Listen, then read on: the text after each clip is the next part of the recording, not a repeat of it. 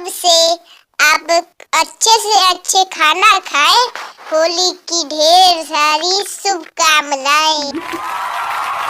रंगों से भरी शाम हो आपकी, चांद सितारों से ज्यादा शान हो आपकी। जिंदगी का सिर्फ एक हो मकसद की, लंगूर से ऊंची छलांग हो आपकी। हैप्पी होली। पिचकारी की धार, गुलाल की बौछार, अपनों का प्यार, यही है यार होली का त्योहार। हैप्पी होली।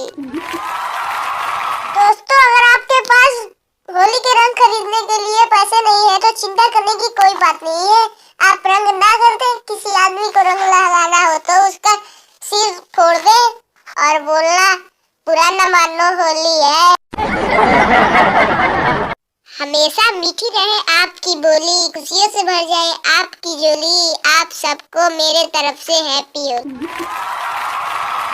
दोस्तों, अगर आप एक चित्रकार हो तो और आपके पास कोई चित्र बनवाने के लिए आए तो आप चित्र नहीं बनाते ना एक रंगोली, और आदमी देखे और बोले कि ये रंगोली है तो आप बोलना बुरा न मानो होली है।